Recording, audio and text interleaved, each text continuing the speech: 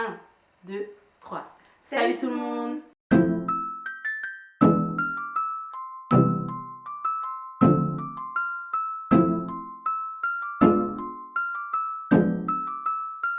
On se retrouve pour une nouvelle vidéo après, je sais pas combien d'années d'absence. La dernière vidéo qu'on a mise sur YouTube, elle date de cet été. T'as menti, ça fait un mois 2022 là. Si, j'ai publié une vidéo. C'était quoi? L'éco-anxiété. Ah oui, c'est vrai. Ouais, bah voilà. Donc, voilà. Laura, moi en tout cas, je reviens. Je suis pas revenue depuis 2022 sur la chaîne. Ouais. Donc, bon, bah, j'espère qu'on vous a pas trop manqué. Hein. On revient aujourd'hui pour le fameux bilan. La tradition exige qu'on revienne au moins une fois par an sur YouTube pour pouvoir faire un bilan.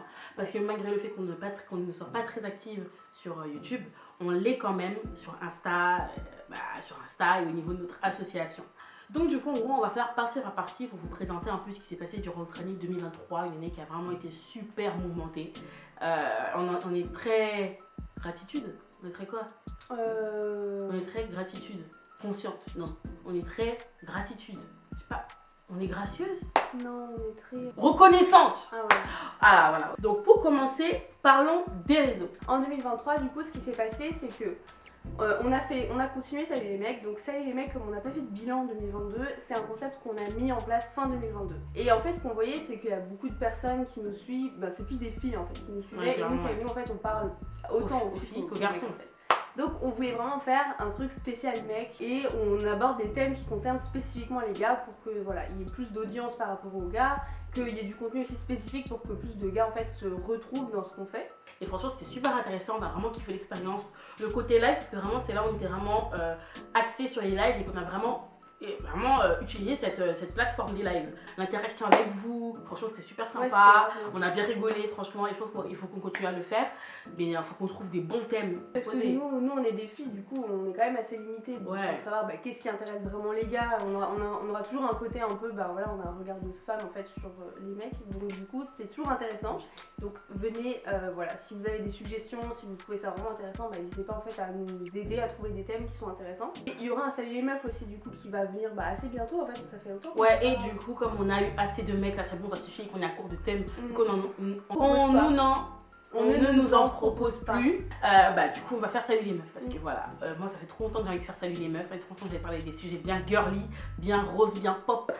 Donc trop impatiente, on va commencer Salut les meufs pour 2024. Préparez-vous, Salut les meufs, ça va arriver en balle. Donc voilà, c'est Salut les meufs qui va arriver. Et qu'est-ce qu'on a fait d'autre? Après, franchement, on a essayé de tester différents contenus. Ouais, c'est vrai. Et je pense qu'on va tester encore d'autres manières. Depuis longtemps, j'ai dit à Laura qu'il fallait que je puisse créer le plan d'action pour Kaino parce que vraiment là, on a pour but de devenir des influenceuses. Là, c'est bon, 2024, c'est l'année où on va shine, on va devenir des influenceuses, on va tout péter, on va tout casser. On va essayer de faire ça, on va essayer de vraiment proposer l'influence de notre manière. Vraiment sur TikTok, je vois vraiment ce type de contenu là, de réflexion, de maturation avec les jeunes, une espèce de communauté. Et ben vraiment, je vais vraiment créer ça. Mais c'est quelque chose qu'on voulait faire depuis le début avec Kaino, même avant que ces choses arrivent sur les réseaux. Donc enfin sur les réseaux, sur TikTok, sur les TikTok ou même sur le YouTube français. Parce que là on commence à voir ce type de contenu de blablatage, chit-chat sur des sujets vraiment de société sur le YouTube français. Et là on va vraiment revenir sur cette base là et apporter ça et vraiment devenir des influenceurs shine et tout. Là, souhaitez-nous bonne chance parce que comme vous le savez, si vous me suivez depuis très longtemps, vraiment chaque année on dit on a du mal avec les réseaux sociaux. On n'est pas des gens des réseaux sociaux, mais on se bat beaucoup. Et on a fait quand même pas mal d'efforts en 2023. La preuve, c'est vraiment qu'on n'est pas des gens des réseaux sociaux parce qu'au niveau de l'association qui est quelque chose de réel et palpable, là on perce. Ouais. Mais les réseaux sociaux, on n'y arrive pas. Moi j'ai fait, et franchement, c'était à partir de quand j'ai fini mon mémoire. C'est là où vraiment j'ai vraiment commencé à essayer de mettre en place des trucs sur les réseaux justement d'expérimenter. Ça va bien marcher, ça va bien marcher. Ça va, si on continue sur la lancée. Oui, en fait il y a quand même des bases et tout qui sont là et puis si vous le suivez sur Insta vous avez forcément vu des trucs. Et ce qu'on a essayé aussi de mettre en place en 2023 et ce qu'on va beaucoup plus mettre en place encore en 2024, c'est de plus montrer notre vie en fait parce qu'on vit plein de trucs mais on ne montre jamais en fait. Pour essayer de vous montrer plus concrètement en fait comment est-ce qu'on fonctionne, pas juste du grand blablatage mais aussi que vous voyez comment est-ce qu'on est en fait dans notre vie perso en fait. Maintenant, passons aux updates par rapport à l'association, vraiment clairement le truc le plus important. Franchement là c'était l'année la plus folle pour Kaino. En fait c'est plutôt vers la fin de l'année parce que début d'année, milieu d'année, on faisait nos interventions. Genre début d'année, milieu d'année, franchement c'était très calme. Mais tout s'est enchaîné. On a commencé avec la première interview qu'on a fait. déjà. Laquelle? L'Outsider. C'est là en fait où tout Ah oui, d'ailleurs on remercie l'amie à Laura, Ouais. qui a l'Outsider et tout, et qui nous a donné cette opportunité que Laura puisse faire cette interview. Et après cette interview-là, on a été invité à Matignon.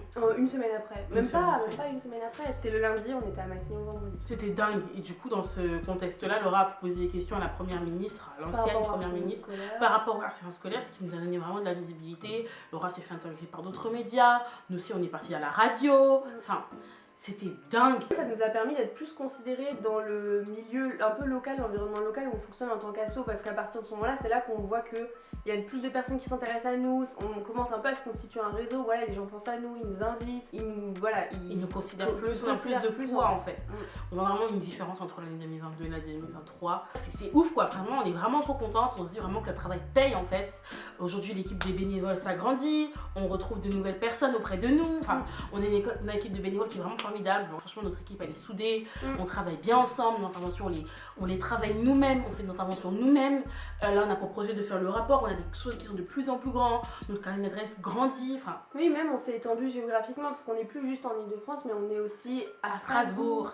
Donc, c'est incroyable. Pendant une courte période, vraiment énormément de choses sont passées et on est ultra contents. Et ça a vraiment ouvert nos perspectives en fait, parce qu'à partir du moment où on a eu cette visibilité là dans les réseaux, dans les médias, nous-mêmes en fait on s'est beaucoup plus vu comme on s'était toujours imaginé. En fait, ça donnait le courage d'aller voir en plus loin. Oui, c'est ça, de voir plus loin, de dire on peut vraiment en fait devenir une structure qui peut vraiment influencer la société.